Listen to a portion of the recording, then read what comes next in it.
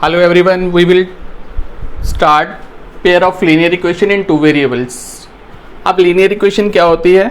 वो equation जो variable x and y के साथ बनती है उसे हम linear equation बोलते हैं. इसकी जनरल इक्वेशन जो होती है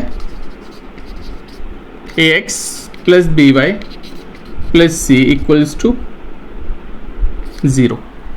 ये general form of linear equation है.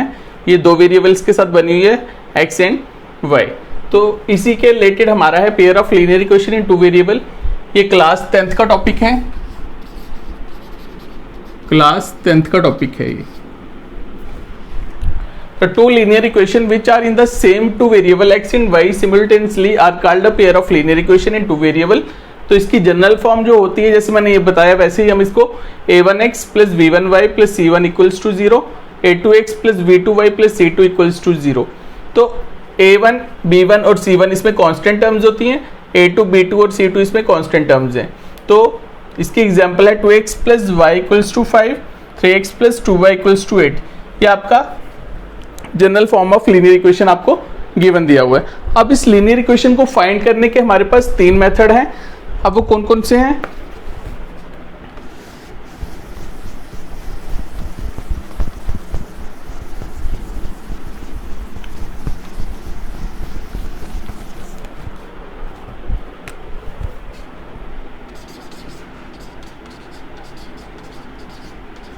Method to find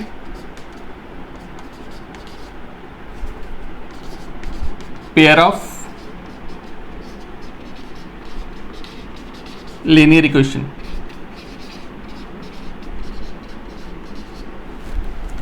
first method है हमारे पास substitution method.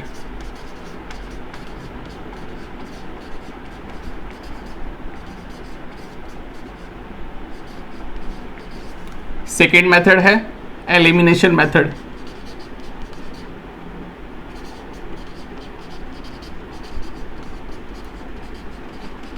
And third one is cross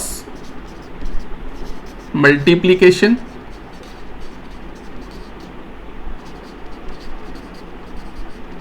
method.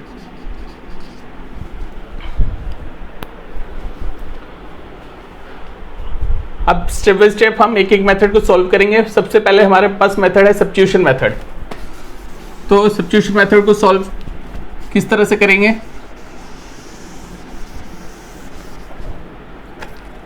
हमारे पास एग्जाम्पल जो हमने लिया था उसी इक्वेशन को लेते हैं.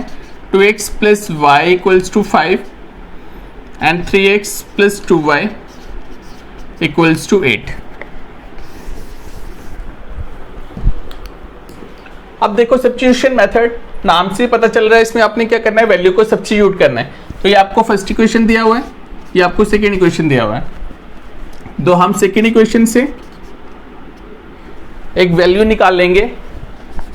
3x equals to 8 minus 2y, x equals to 8 minus 2y upon 3. यहाँ से हमारे पास x की वैल्यू निकल गई. इस x की वैल्यू को हम फर्स्ट इक्वेशन में पुट कर देंगे. फिर थर्ड इक्वेशन ले लो. सब्स्टिट्यूट वैल्यू ऑफ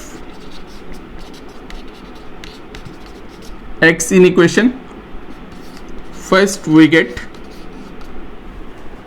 जाएगा 2 टाइम्स x की वैल्यू है 8 minus 2y upon 3 plus y equals to 5. 2 8 ज़ा 16 माइनस 2 2 ज़ा 4y अपॉन 3 प्लस y नीचे कुछ नहीं है तो 1 लगा दो equals to 5.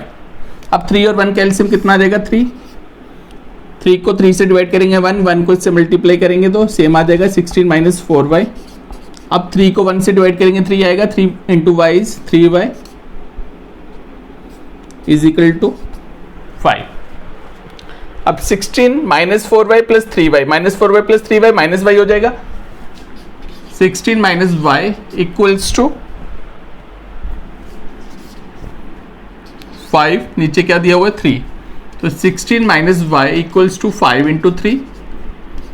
16 minus y equals to 15 minus Y equals to 15 minus 16, ये 16 शिफ्ट हो गया तो माइनस 16 हो गया.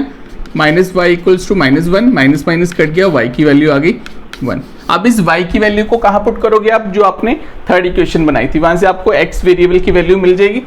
Substitute value of y in equation first third, we get, तो थर्ड इक्वेशन में हम y की वैल्यू पुट करेंगे तो x equals to 8 - 2y, y is 1 upon 3, x is equal to 8 - 2 1 z 2 upon 3, x is equal to 8 - 2 कितना हो गया 6 upon 3, 3 1 z 3, 3 2 का 6, x इज इक्वल टू 2। तो हमने इसमें क्या करना होता है, वेरिएबल्स को फाइंड करना होता है। तो हमारे पास वेरिएबल x की वैल्यू 2 आ गई और वेरिएबल y की वैल्यू 1 आ गई। ये हमारा फर्स्ट मेथड था, सब्स्टिट्यूशन मेथड। अब सेकेंड मेथड हम यूज करेंगे एलिमिनेशन मेथड।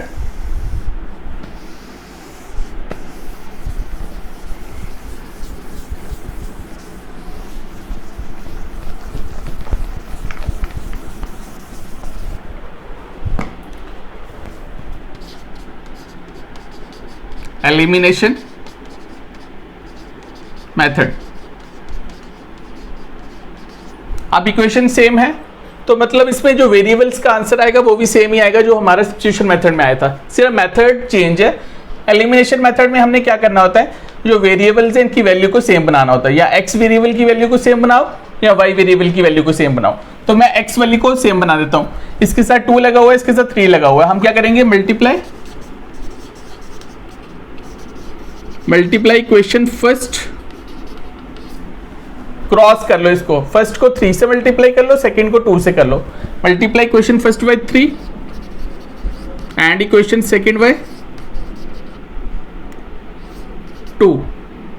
फर्स्ट को 3 से मल्टीप्लाई किया, सेकंड को 2 से किया, एंड देन अब आपने चेक करना होता है ऐड करेंगे या सब्ट्रैक्ट करेंगे। जब दोनों का साइन सेम होगा तो हम सब्ट्रैक्ट करेंगे, अगर दोनों का साइन डिफरेंट होगा तो हम ऐड करेंगे। अब इन दोनों का साइन सेम है तो हम सब्ट्रैक्ट करेंगे, एंड देन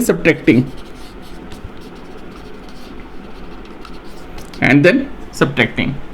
तो इसको पहले हम 3 से कर रहे हैं तो क्या आएगा, 3 2 ज़ा 6x plus 3y equals to 3 5 ज़ा 15।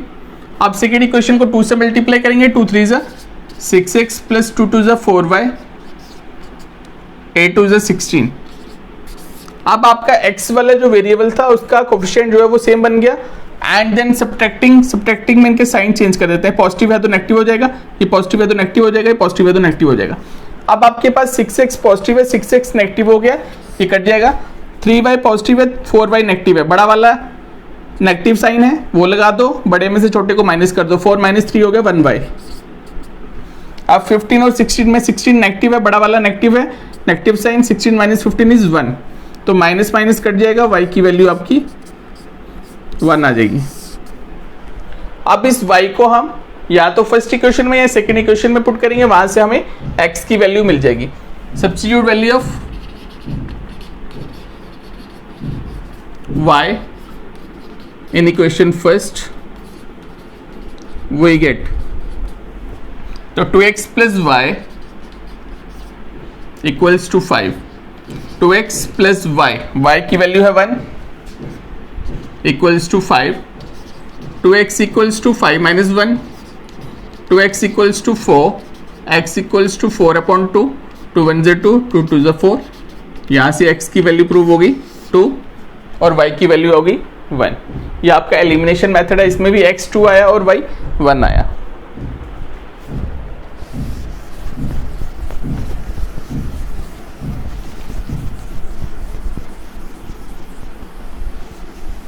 अब थर्ड मेथड है आपके पास,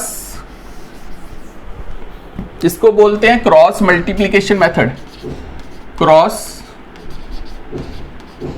multiplication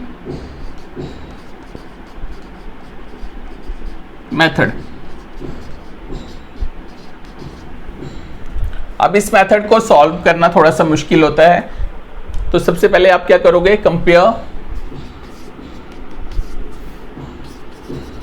compare equation first with a1x plus b1y plus C1 equals to 0 and equation second को A2x plus B2y plus C2 equals to 0। तो पहले यहां से हमें A1 V1 C1 की वैल्यू मिल जाएगी। जब फर्स्ट इक्वेशन को इसके साथ कंपेयर करेंगे तो C1 इस साइड है तो 5 इधर आएगा तो -5 हो जाएगा। A1 की वैल्यू आ गई 2, B1 की वैल्यू आ गई 1 और C1 की वैल्यू आ गई -5। उसके तरह सेकेंड इक्वेशन को कंपेयर करेंगे तो A2 मिल जाएगा 3, B2 की वैल्यू आ जाएगी आपके पास 2 और C2 की वैल्यू 8 को शिफ्ट करेंगे -8 हो जाएगा तो C2 इज -8। इसके बाद आपने A1/A2 की वैल्यू चेक करनी है तो 2/3। उसके बाद B1/B2 की वैल्यू चेक करनी है 1/2। उसके बाद C1/C2 की वैल्यू चेक करनी है -5/8 ये हो गया 5/8। क्रॉस मल्टीप्लिकेशन तभी यूज होता है जब आपका यूनिक सॉल्यूशन बने। यूनिक सॉल्यूशन में क्या होता है, A1/A2 is not equals to B1/B2 is not equals to C1/C2। Therefore the given solution is unique solution. Unique solution. दो तरह के सॉल्यूशन और होते हैं हमारे पास, A1/A2 is not equals to B1/B2 is not equals to C1/C2। ये होता है आपका infinitely many solution, infinitely many solution. और एक होता है A1/A2 बराबर है B1/B2 के but not equals to C1/C2। ये होता है नो सॉल्यूशन। अगर ऐसे दो केस बने तो इसमें आपका क्रॉस मल्टीप्लिकेशन मेथड यूज नहीं होगा, ये यूज होगा सिर्फ यूनिक सॉल्यूशन में। तो हमारा इस केस में यूनिक सॉल्यूशन बन रहा है। अब आगे हम क्या करेंगे, क्रॉस मल्टीप्लिकेशन मेथड इसमें यूज करेंगे।